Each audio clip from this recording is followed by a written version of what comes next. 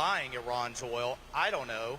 Maybe they won't have anywhere to sell it. And we get a secondary hit in terms of turning the screws on the greatest adversary that we've ever faced, which is the Chinese Communist Party. So we are, as Representative Banks was just saying, we in the Congress are going to have to codify in law because these sanctions, because otherwise you're going to have Biden throwing them away every chance he can get. That's what we're up to in House Foreign Affairs. I have a question for Congressman Banks and then one final question for Congressman Donalds and Congressman Bacon. And I just want to say thank you to all of you for your help with last year's races. How good it feels for us as Republicans that these men are in the majority right now in the House, that we have a check and balance on President Biden and the Senate Democrats. I see Ed Cox, the chairman of the New York State Republican Party, is here. We have now the most Republican delegation in New York that we've had in 30 years.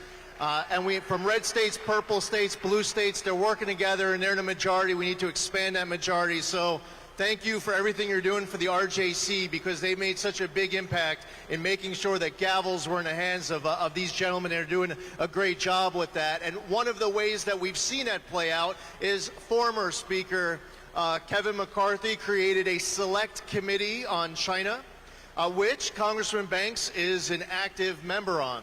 So if Congressman Banks could just spend a minute and give us a little bit of insight on that committee, what you're working on, what do you think's ahead? Before I do, let me say this. Lee Zeldin, we miss you in Congress. You are a great American. I learned so much from you watching you as a new member of Congress, and we hope to have you back someday. So the Select Committee on the Chinese Communist Party, I believe, is former Speaker McCarthy's biggest legacy. It is a bipartisan, full committee. We have many goals, but the biggest goal is to develop a whole-of-government strategy to take on the biggest adversary that America faces today. The Chinese Communist Party is the biggest threat to our American way of life, and something that's important to each and every one of us in this room, and that's our religious liberty.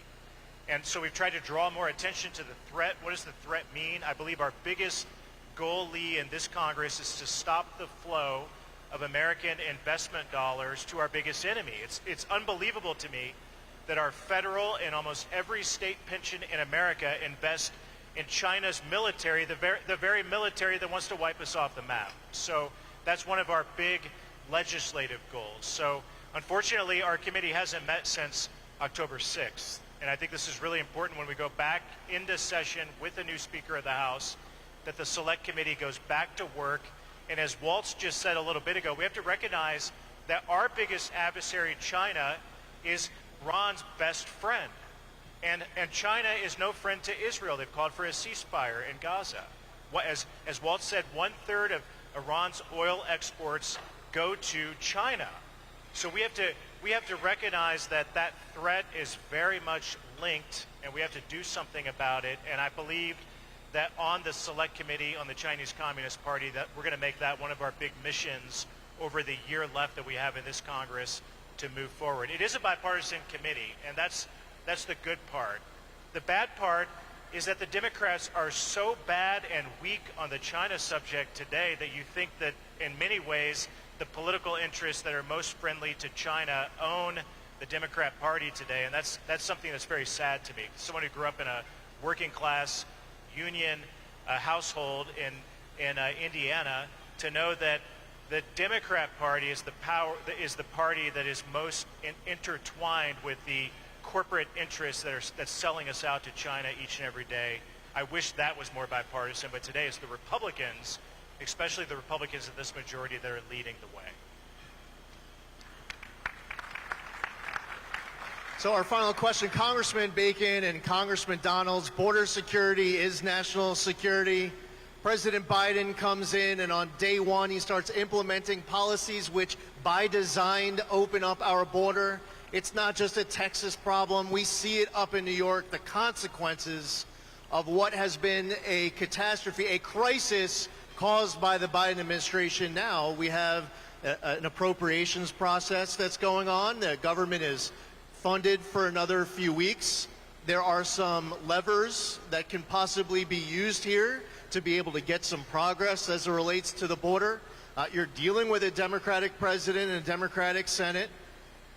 What would you like to see done in this upcoming appropriations process or other levers that are ahead of us in order to finally start securing our border? We all realize that we're probably not going to get the fix until we have a new president. But in the meantime, what do you think you guys could do?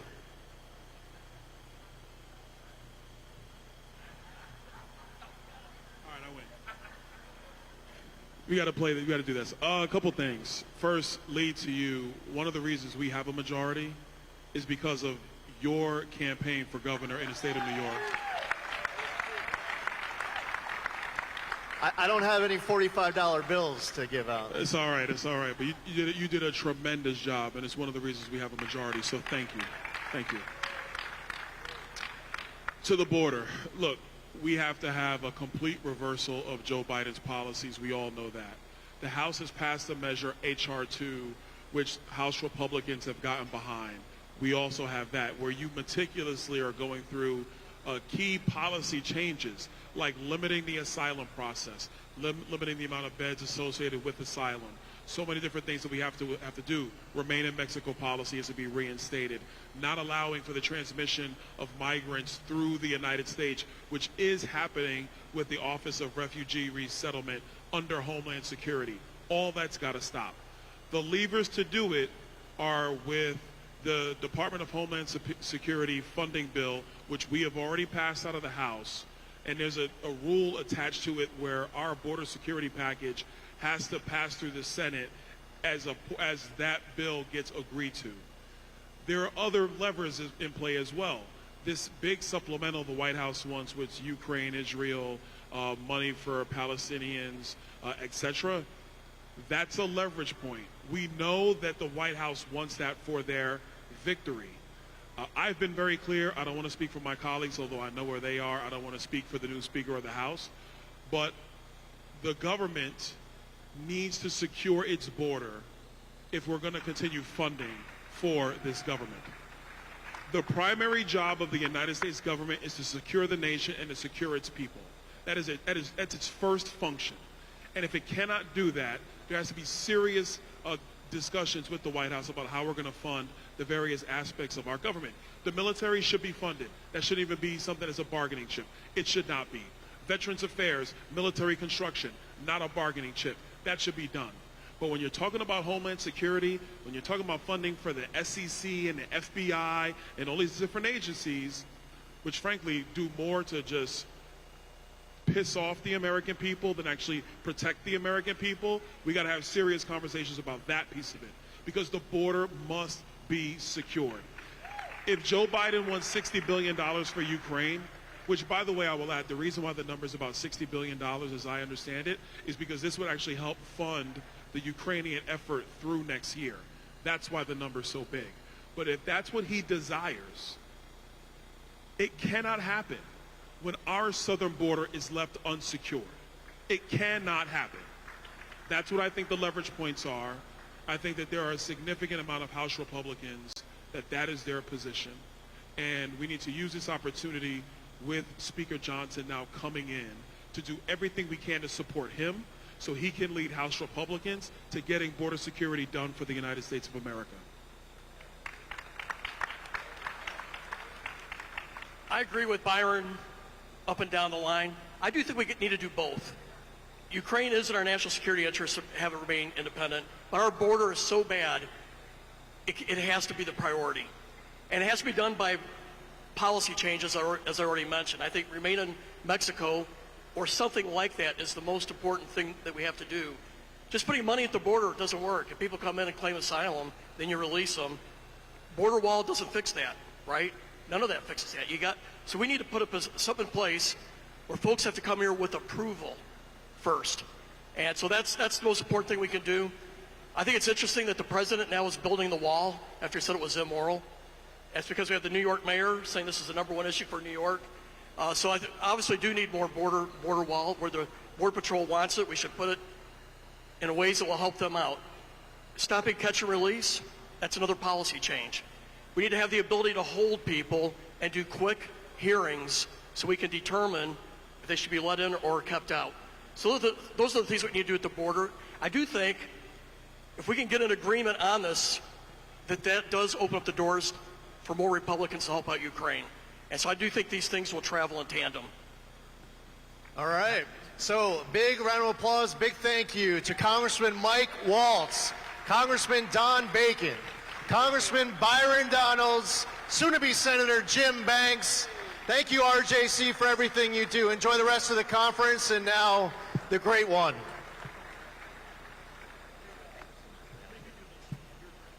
Folks, just a few housekeeping items while we fix the stage here, and I pass the floor back to Senator Coleman to introduce Mark Levin. We are running a little late on the program, so timing for the afternoon prayer service will be essentially immediately following Mark's remarks this afternoon at the lunch. So we're looking at about 3 o'clock for the afternoon prayer service, and then 3:15 will be the Israel at War briefing with Alex Trayman from JNS and Joel Pollack from Breitbart. So 3:15, everybody is invited to the Delfino Ballroom, number 4104, for the Israel at War briefing after this lunch. And of course, the prayer room is still the Lando Ballroom. So that's the afternoon program, a little bit adjusted for timing based on the late start of the lunch. So with that, I will pass the floor back to Senator Coleman. Can I get everybody's attention, please? If it's possible to kind of can we lower the conversation? We have an incredible day today. We had every Republican presidential candidate coming before the RJC. We had the Vice President of the United States make a historic announcement. We've had 4 members of Congress and then our new member of the board, Lee Zeldin, kind of share their wisdom about national security. But the next speaker is really important, and I really want us to be quiet because I want to hear every word that the great one that Mark Levin has to say. Mark Levin he's a lawyer, he's a commentator, he's written some incredible books. Democratic Party Hates America. He's kind of laid out for us American Marxism and the impact on our society. But this is a man who filled it at a time that we are kind of looking and struggling, like, how did this happen? Where do we go? How do we move our country forward? This is a guy who has great wisdom and really needs to be listened to because what he has to say is going to have impact. I love you, Mark. It is great to have you here. We are so thankful that you're with the RJC. Ladies and gentlemen, the great one, Mark Levin.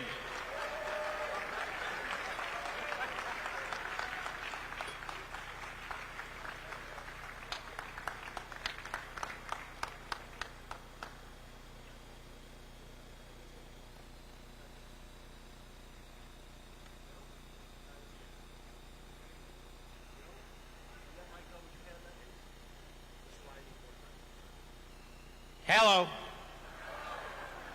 Yellow. I'm fine. But then I don't need this in my eye. There we go.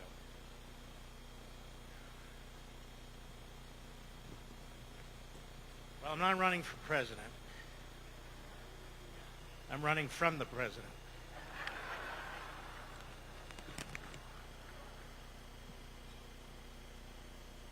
I want to thank RJC for doing what you do. Norm and Matt, Miriam. Can't hear me. I've never been told that in my life. Alex, all of you folks here, particularly the ones that aren't talking, I want to thank you very much too. And I want you to know that there are good guys and there are bad guys in this country. And I can't think of a single Republican that I know who doesn't stand with Israel against Hamas.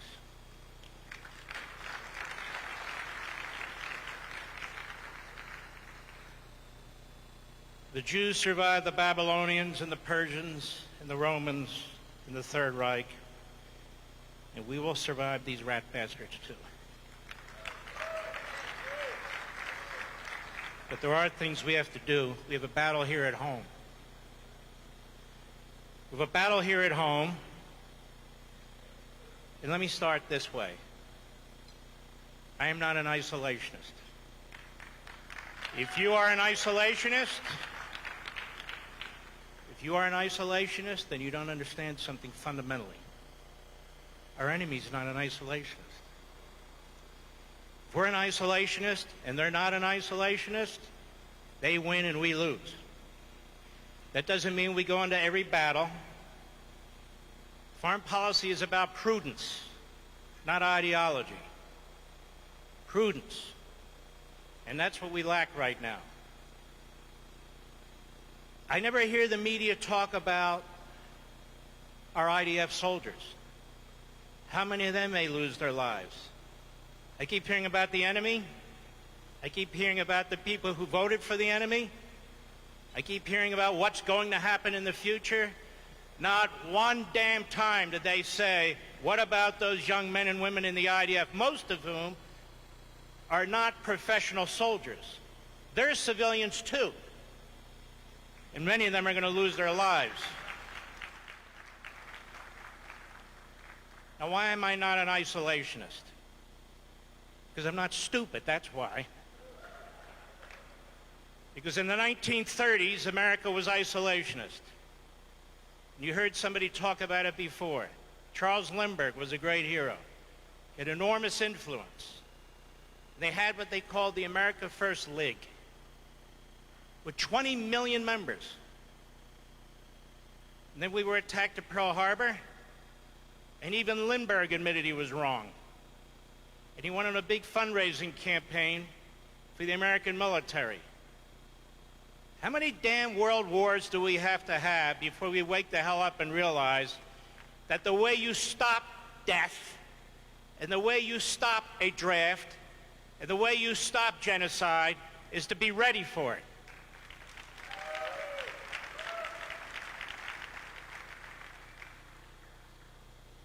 Now, you had one speaker here, and I'll do him a favor, I won't mention his name. One presidential candidate, half of you stood up and applauded him, which disappointed me. He was a charlatan. Now, what do I mean by charlatan? I mean he's full of shit, that's what I mean.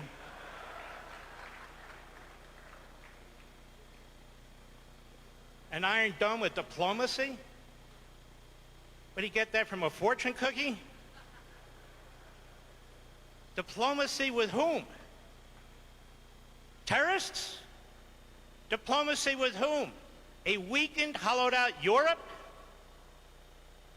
You know, there's right and there's wrong. Slavery in America was wrong. We fought a civil war to end it. It was the most costly war in American history.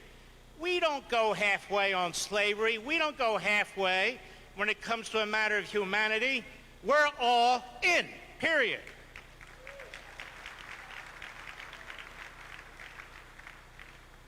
And to cherry-pick Ben-Gurion and Menachem Begin and George Washington does not impress me. Read George Washington's entire farewell address. All of it. Menachem Begin, he took down Biden. It took him all of 20 seconds at a hearing. You think Menachem Begin would say, no, America, we don't want your help. We'll handle this all by ourselves. Does the gentleman not understand that there's 7 million Jews in that country? It's a tiny economy. It is a tiny geographic area. You can go on and on about what you want Israel to do to the enemy. That's not just their enemy. They're our enemy, too.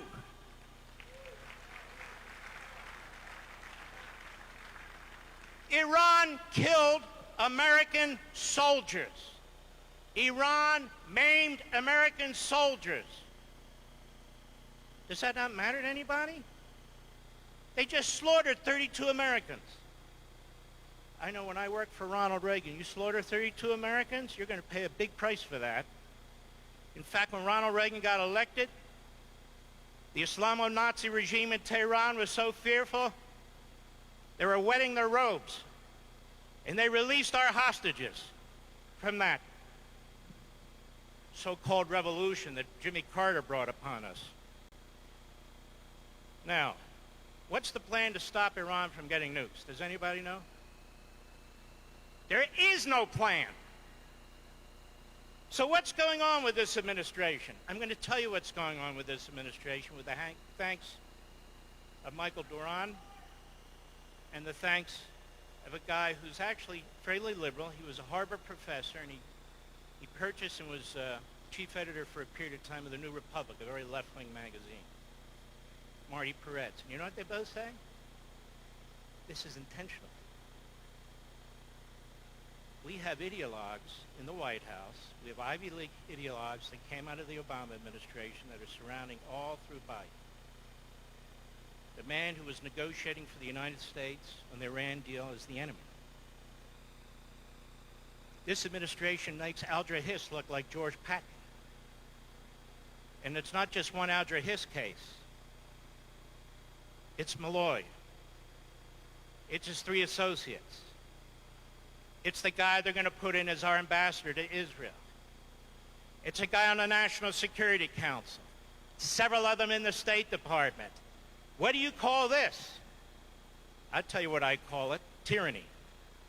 And why are they doing this? Because they have an ideology. Well, what's their ideology? Their ideology is they want to rejigger the world. How do we know this? Because they've told us this. Listen to what they say. Watch what they do. They call it the realignment. Well, what does that mean? They look at Iran in the Middle East. They look at Israel in the Middle East. And they said, you know how we prevent war in the Middle East? How? We rebalance the Middle East. Listen to me. This is important to understand what's going on. What does that mean? That means Israel is weaker and Iran is built up.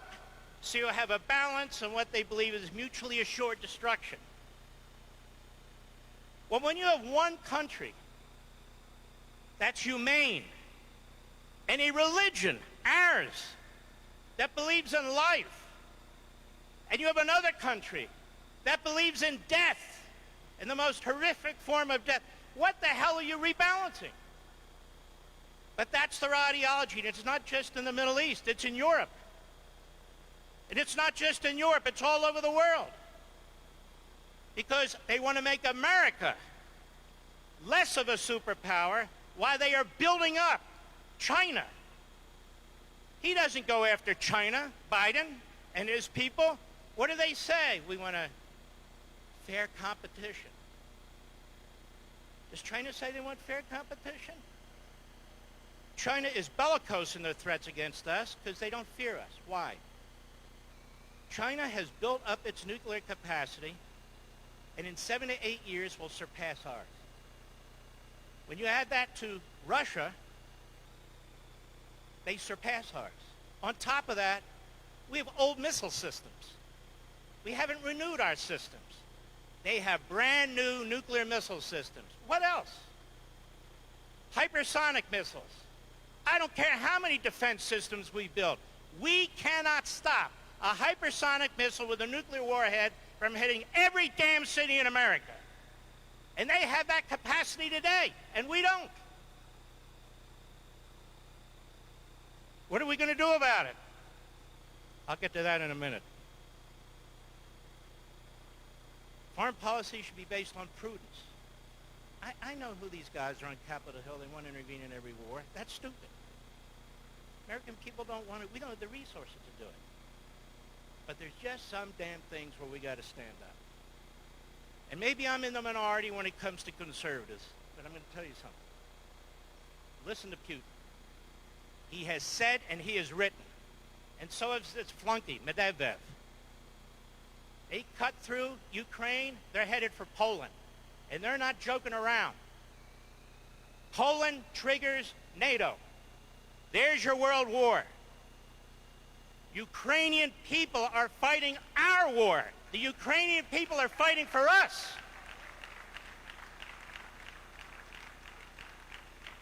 I don't know of any competent former general who goes on TV and says, yeah, surrender to Russia. I see some of these like lieutenant colonels and no offense, who don't know what the hell they're talking about. They go in there and they say, the Ukrainians can't win, then the Russians will get pissed off. So what are we doing? All those people are just fodder? But isn't that the ideology of Joe Biden? Balance. If Ukraine and Russia fight for the next 50 years, that's fine by them. If Israel and Hamas fight for the next 50 years, that's fine by them. Israel cannot win, according to them. And they're making it very difficult. There's not an army on the planet that can feed the enemy while it's trying to defeat the enemy. There's not an army on the planet that can, oh, okay, we're not going to hit any hospitals, we're not going to hit any mosques, we're not going to hit any schools. And the enemy knows it. They dress like the civilians. They build their tunnels under these locations. Don't hit them. They don't want Israel to win. They just want Israel to fight. And they will give Israel whatever they need to just keep fighting. Well, you know what? I say bullshit on that.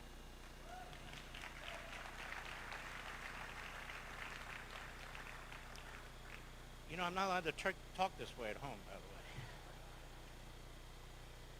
Now I want to tell you about the Democrat Party. Those people in the streets, those punks in the colleges and universities, those are Democrats. Democrats.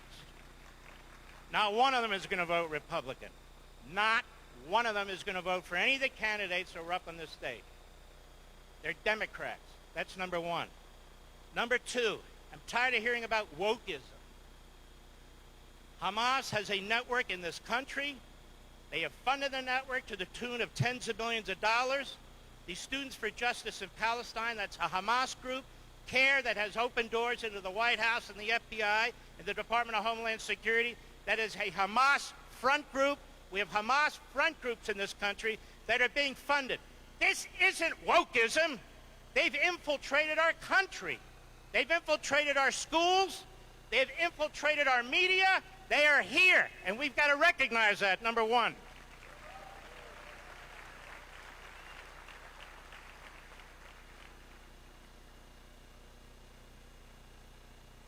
If Joe Biden cares about life, including the life of Israelis, it's a funny way of showing it. I don't give a damn what these guys say in front of the cameras. It's what they do that matters. That's number one. We have many secular Jews out there who are part of the problem, whether they want to hear it or not, or know it or not. This group, Jews for, what's that group called, the voting group? Jewish Voices? That was started by Marxist Jews in our Ivy Leagues. Noam Chomsky was one of them. They consider themselves a wing of the so-called Palestinian freedom movement. That's the truth.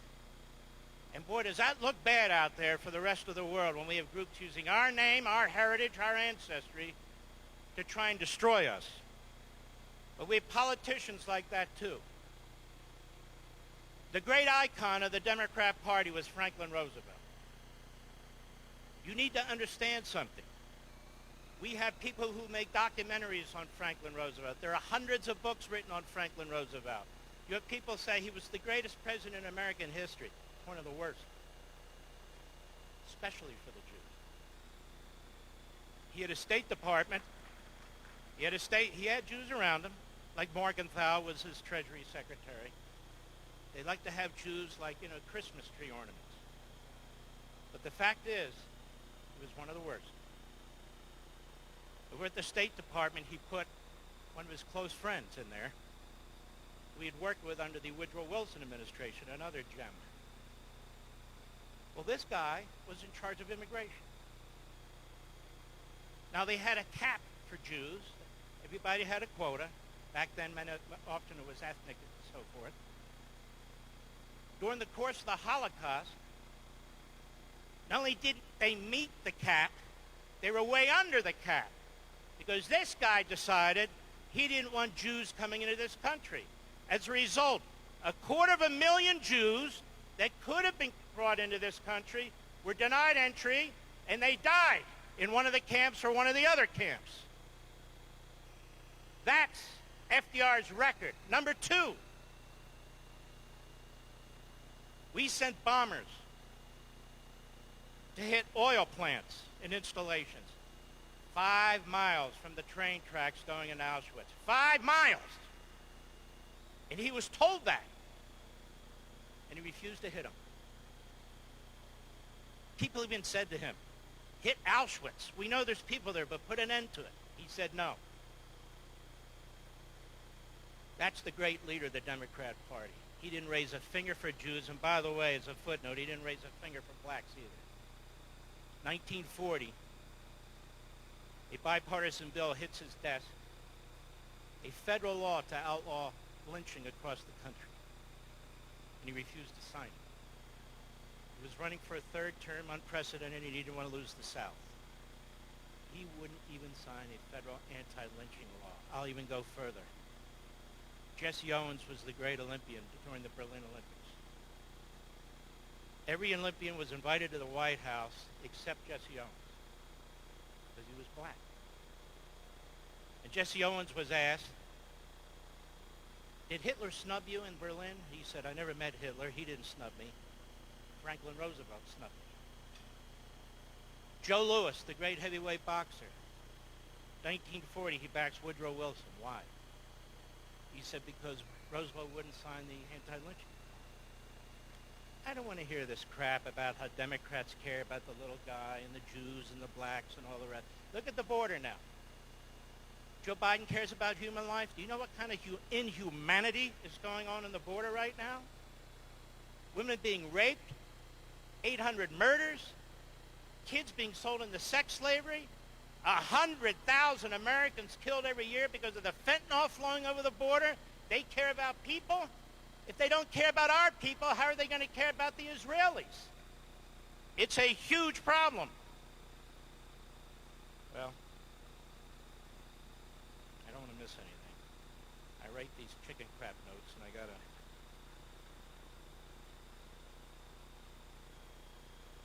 Let me ask you a question. What would we do without the evangelical Christians?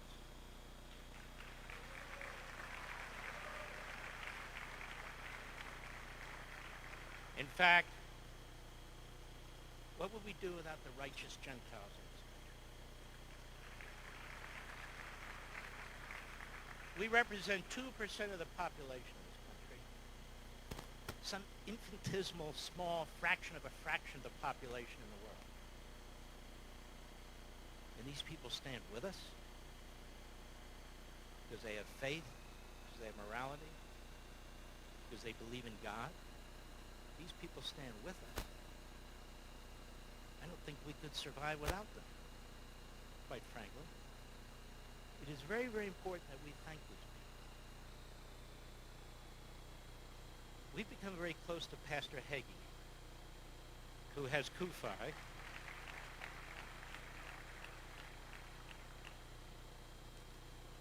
And he's a bigger supporter of Israel and Jews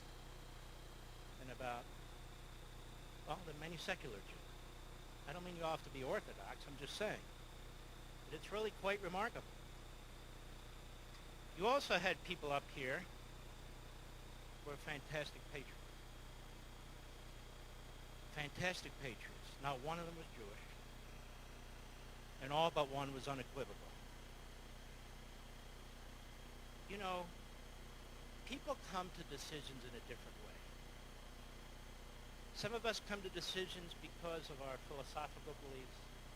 Some of us come to our decisions because of the way we were raised. Maybe we read something that impacted us. I don't really care how people come to their decisions, as long as they come to the right decision.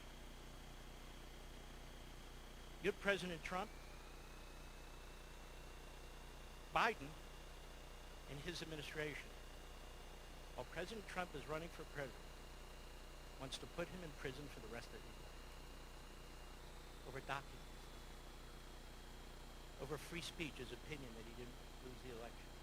Over what? For the rest of his life?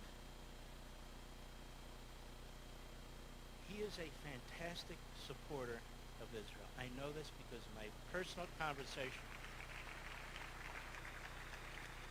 He doesn't come by it ideologically. He may not even come by it because of faith. He comes by it because he knows right from wrong. Period. And I also remember on Taiwan, he once said to me, "We're not going to lose Taiwan on my watch. You can blank, blank, blank for sure." This is a man who knows right from wrong. By the way, he's not in isolation. He wouldn't have taken out Suleiman. He wouldn't have taken out Baghdadi. There's 2,200 special forces still in Syria. Keep that in mind. He wouldn't have helped build up NATO. He was threatening NATO. People say, see, the press is too stupid to understand these things. He says, we're going to leave NATO. So Europe got scared to death. He said, well, then pony up. And they ponied up. That's how he does that. You can turn to the press. You can turn to the New York Times today. Most of their articles are about Trump, Trump this, Trump that, and so forth. I want to say something to the New York Times. You disgust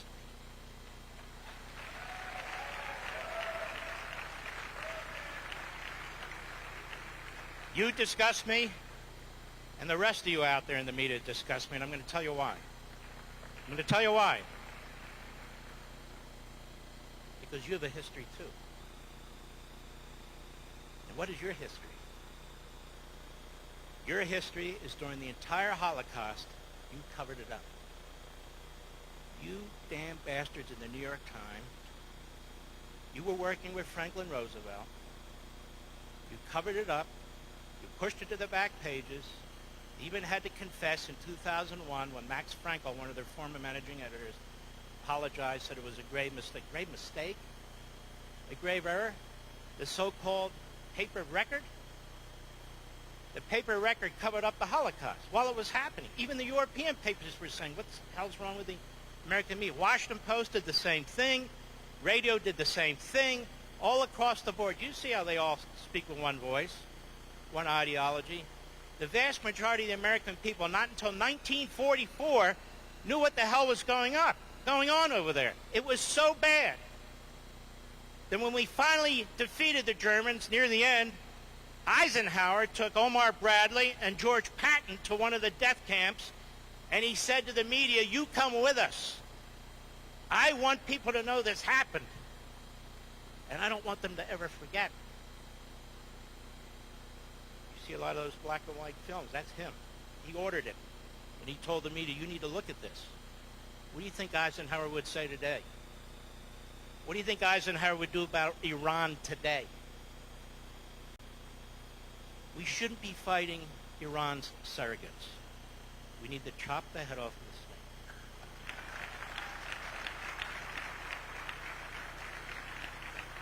It was already done once. It was already done once. And these pinprick hits on warehouses, if you attacked American armed forces, and some of them I'm reading have severe brain damage, you don't get to do that to Americans. Period. And I see General Kane on TV. This guy's good. 4-star general. And he's pointing out, here's the Iranian terror training camp. Here's the Iranian main oil, what was it called? Transport area. Here's this, here's this. That's what we should have been hitting, and they would have had an effect on them. And I'm proud of conservative media. I'm proud of Fox and Newsmax. I'm proud of OAN. I'm proud of conservative talk radio. Shoulder to shoulder, fighting this issue. Shoulder to shoulder. And I want to also say something else here about Governor DeSantis. This guy's so ahead of the curve in his state, it's not even funny.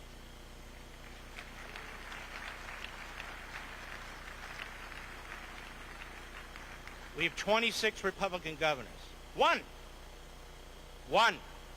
is going into these colleges and universities and is pulling out these Hamas elements, these rat bastards. He's pulling them out. He's cutting off their platforms. He sees that the so-called commander-in-chief isn't a commander-in-chief, so he rallies to get commercial airplanes over there to bring out American citizens. But what he doesn't tell you is that he's doing more than that. They're sending aircraft over there, drones, body armor, other things of that sort, to try and fill the gaps that the Israelis have. We have some of these candidates who are really true believers, who are really good human beings. And I just want to say how proud I am to be here with so many of these people and so forth. Then finally, I know I'll say to myself, Mark, you forgot something. Well, it doesn't matter. You can listen to my radio. What's this West Bank stuff?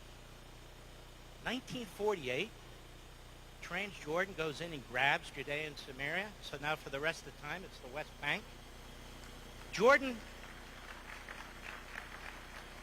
that whole monarchy was created by the Ottoman Empire. It didn't exist 150 years ago.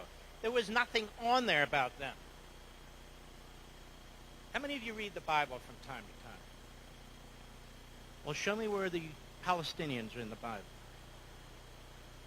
My dad was a big supporter of Israel. My dad was a man of faith. My mother too, but not religious. 1964, I said to my father and mother, why did you vote for Barry Goldwater? He said, I knew that bastard Lyndon Johnson was lying about Goldwater, so I voted for Goldwater. That's how I grew up, right from wrong. As I get older, I get more religious, to be perfectly honest with you. But the bottom line is this. We can talk tough. We're not on the front lines. We can act tough, but we're not on the front lines. What they did in Israel is not only shocking, it requires retribution.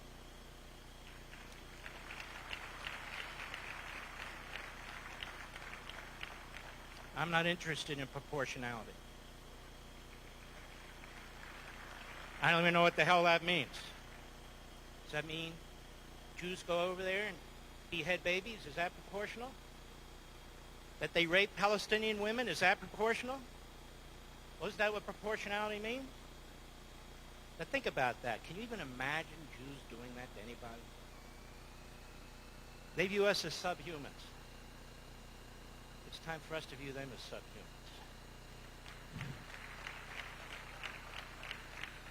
And then I do have one other point I wanted to make. Isn't it interesting when you hear reporters, some of them look like they're 14 years old or whatever, and they're covering these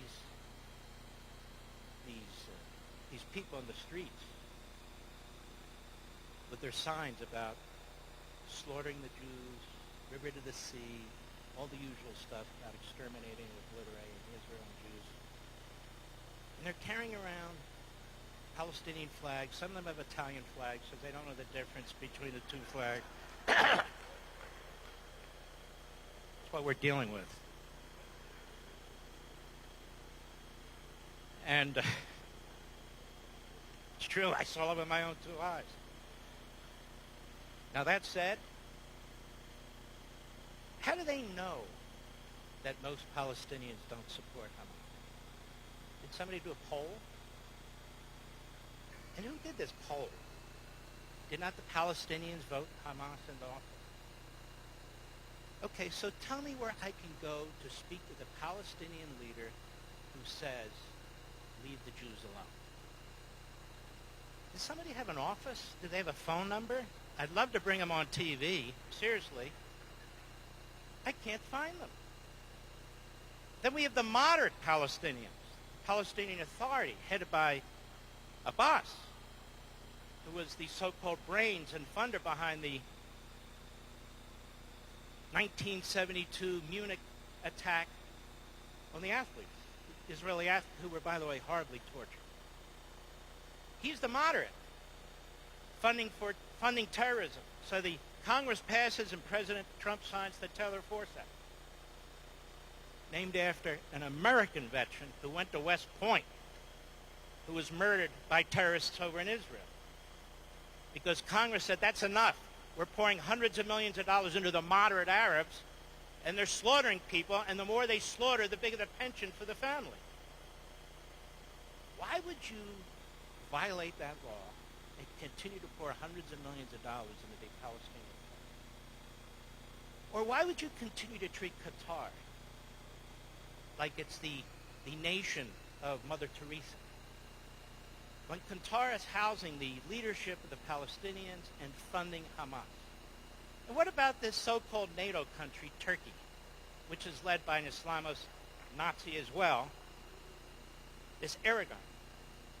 When he gives that kind of speech to his phony parliament, the way Xi gives his speech to a phony parliament, this guy's in NATO, and he keeps threatening us, if you don't sell me the F-16s, I'll get jets from Russia. Then go ahead. I don't think Russia has any jets to sell them right now, but you never know. Why aren't we putting pressure on these countries rather than Israel? And it is obnoxious to hear over and over again that the Israelis have to follow the rules of war, that the Israelis had to be proportionate. Unfortunately, in my view, the Israelis always do that. We don't always do that. When we dropped 2 atomic bombs on Japan, was that proportionate? I think it was. But specifically aimed at civilians. When we and the British bombed Dresden, of course they had military facilities, but it was aimed at the civilians. Why? Because they wanted to put an end to the damn war. Japan wouldn't provide an unconditional surrender. People don't know the most casualties we ever had in a battle was Okinawa. Okinawa. And then when Truman hears you've got these guys fighting to the end and they were never going to surrender, and he's thinking, oh my God, we got a little island off of Japan. How are we going to defeat Japan? And then he learns about these atomic bombs. One was called the little, one was called the big. He was thrilled to hear about it. He had not known about it. FDR hadn't run him into it. They weren't worried about how many civilians they would kill. They were worried that they would work. Those bombs were initially made to drop on Germany. Germany had been effectively defeated because Berlin was blown off the face of the earth, as were other cities in Germany. How many civilians did, quote-unquote, we kill in Germany, Japan, and Italy? I'm sure there's some number on Google, but I don't know. And I honestly don't give a damn, because it was the right thing to do.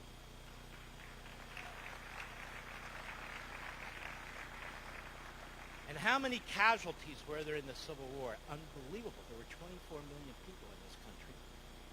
The most recent numbers based on further technology, they used to say 720,000 men lost their lives. Every family in the country was affected.